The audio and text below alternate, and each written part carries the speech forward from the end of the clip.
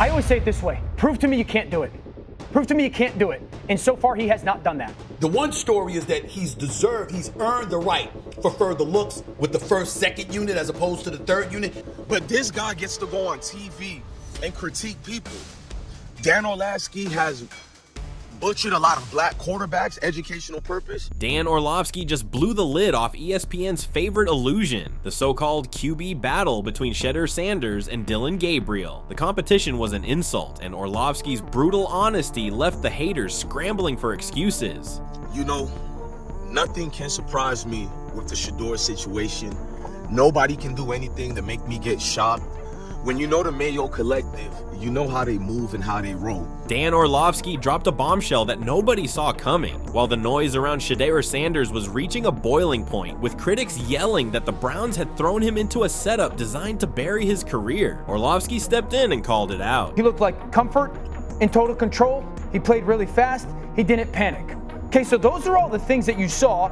Then his own words, he had that smirk on his face if I felt like I had the answers to the test. That's what it looked like. He flat out said people need to stop with the setup to fail storyline. And that shook the conversation, because here's an ESPN analyst, one of the loudest voices in football media, basically telling fans and haters alike, you're wrong about Shedeur. But the twist is, depending on who you ask, Orlovsky's words either saved Sanders or buried him deeper inside this so-called quarterback competition. Flacco is really that positions him to be the security blanket, which is what you brought him there for to begin with. You didn't bring him there to lead the Browns. Let's get real. The Cleveland Browns quarterback room is chaos. Joe Flacco not touching preseason snaps. Kenny Pickett dealing with injury. Dillon Gabriel thrown in but given all the safety nets. That left Sanders as the one guy who could start. Not because he earned it, not because they trusted him, but because there was literally no one else. And that right there is where the controversy exploded. Was this an opportunity or was this a trap? That he deserved more looks, that he deserves the consideration that some of us thought he deserved coming into the draft. I mean, 5 or 7 passes for 10 or more air yards for 93 yards on both his touchdown passes as well. Give the guy a lot of credit where credit is due. The one story is that he's earned the right for further looks with the first, second unit as opposed to the third unit. Look at the setup. Shedeur had 3rd and 4th string linemen, guys who looked more like cab drivers than NFL blockers, trying to hold back pro-level defenders. Meanwhile, Gabriel got the opposite treatment. First-team receivers, a max protection O-line, and even then he coughed up the ball twice. To me, that he's absolutely demanding of more reps with the second and first teams, against the second and first teams. I've been very adamant that Cleveland should start one of these rookies. And this is where Orlovsky's defense hit. He told fans straight up, stop pretending the Browns wanted Shedeur to fail. Who else were they supposed to start under those conditions? He pointed out that Gabriel wasn't exactly a star either, despite the cushy setup. And what we saw from Shedeur coming off of the reports in the summer, everything out of camp has been Shedeur had another good day. Shedeur's been really good. Shedeur was the best quarterback in camp. Sanders, even with chaos around him, still had flashes. Tight window throws, poise in the pocket, the same grit he showed back in college when everyone doubted him. And then plays like this, I would actually be most encouraged by. One of the things for Shedeur coming out of the draft that I was critical of was like, I don't think he's a ridiculous athlete, not a high-end athlete, kind of average. But Orlovsky didn't stop there. He went after the critics who've been obsessing over nonsense since the combine, the infamous ball padding at his pro day. Orlovsky torched it. A couple of years ago. But I do think it's important to bring this one nugget up. I'm looking at the average time to throw for a quarterback last year in the National Football League. Dan, correct me if I'm wrong, but I think it was like at 2.42. He said anyone making that a big deal clearly hasn't watched Sanders' game tape, and those people should be automatically disqualified from having an opinion. That's harsh, but he meant it. And in a media world where every little twitch gets magnified, Orlovsky was basically telling the haters to shut it down. And one of the main guys who was the proponent in butchering Justin Fields' reputation was Dan Orlovsky. Because let's be honest, this isn't just about one preseason game. This is about a pattern. We've seen it before. Lamar Jackson was told he should switch to wide receiver. Justin Fields was accused of not being able to process defenses, even though he shredded Clemson in the playoffs and took one of the nastiest hits in football history, only to get back up and keep winning. And he looked like a guy that should be getting opportunity to say, nope, you're actually not good enough. If I were the Browns, he would be getting reps with the starters this week. I felt like going into the game, if he played a certain way, that would be the case. He should getting reps with the starters this week. And so when Orlovsky stood up and told fans to stop acting like Sanders was set up to fail, it wasn't just football talk, it was war over perception. He was shutting down one storyline while unintentionally sparking another. Did he mean to protect Sanders? Probably, but for a lot of people watching, it felt like another ESPN analyst protecting the system while acting like he was saving the quarterback at the center of it. sure. The average time that Shedeur Sanders had to throw the other night. What's undeniable is this: Sanders' situation with the Browns has become the epicenter of a bigger fight. It's not just about whether he can win a job, it's about whether the NFL and the media are going to keep playing the same tired games with young black quarterbacks.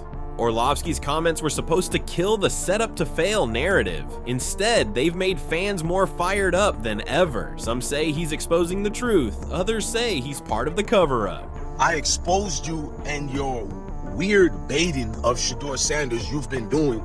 Let's be real, Dan Orlovsky thought he was doing Shedeur Sanders a favor. He stood up on ESPN, wagged his finger at the setup to fail crowd, and basically said, relax, Shedeur wasn't thrown to the wolves. This wasn't some sabotage job. But the internet didn't buy that for 1 second. In fact, the backlash was brutal. He did some of that, and that can't be the calling card of his game. And so I think that there's still even more opportunity for him to fix some of the stuff that might be a hiccup.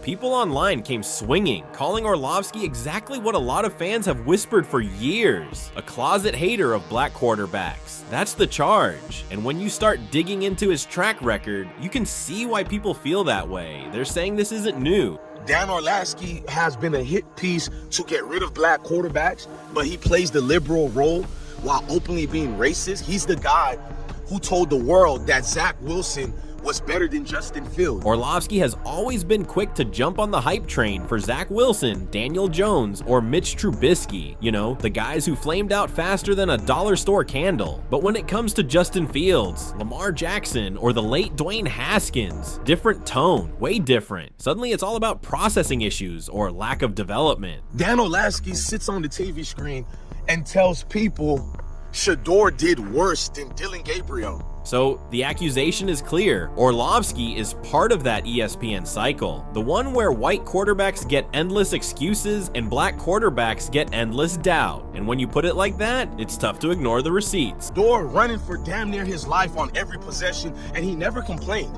A consummate professional, I'm gonna keep uttering that. Meanwhile, Dylan Gabriel with 2 turnovers, and it's not even shocking by now, because in practice and training, what did he accomplish the most? But here's the kicker. While Orlovsky was busy telling folks that Sanders wasn't set up, people pointed out the obvious. He conveniently glossed over the O-line situation. Gabriel got to stand tall in the pocket behind the Browns' first-team line, with what analysts called max protection. Meanwhile, Shedeur was basically running for his life behind a crew that looked like it was picked up from Uber and DoorDash 5 minutes before kickoff. But you see, when it comes to a black quarterback, it's always about, we can't process an information, which, what's the excuse about Lamar Jackson when they did that?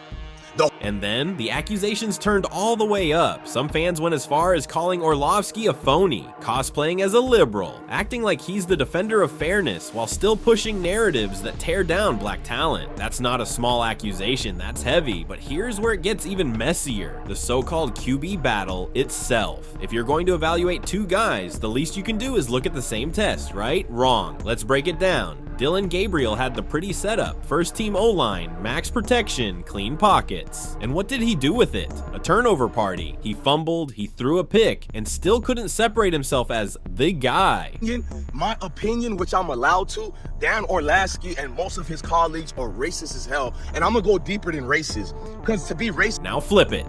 Shedeur Sanders? His stat line didn't pop. Fewer completions, less yardage, but the context was insane. Blitz packages flying at him from every angle. No time to throw, no protection. He wasn't just trying to play quarterback, he was trying to survive. So ask yourself, who really played worse? The guy who folded under perfect conditions, or the guy who held it together while the house was on fire? That's why so many people are calling this QB battle fake. It wasn't fair. It wasn't level. It was set up like 2 different auditions with 2 different scripts. And this is where the bigger picture comes into play. ESPN's playbook when it comes to black quarterbacks. This isn't conspiracy talk. This is history. We've seen it before. You people fall for the Dan Orlovsky shit. Dan Orlovsky is racist. 2 or 3 months before the draft, ESPN rolls out these anonymous scouting reports questioning black quarterbacks' intelligence or leadership. Meanwhile, what happens with the other side? Zach Wilson gets called a playmaker. Daniel Jones is misunderstood, and Trubisky just needs the right coach. Heck, Trevor Lawrence could throw 5 picks in practice, and the headline would be, Lawrence experimenting with risk-taking.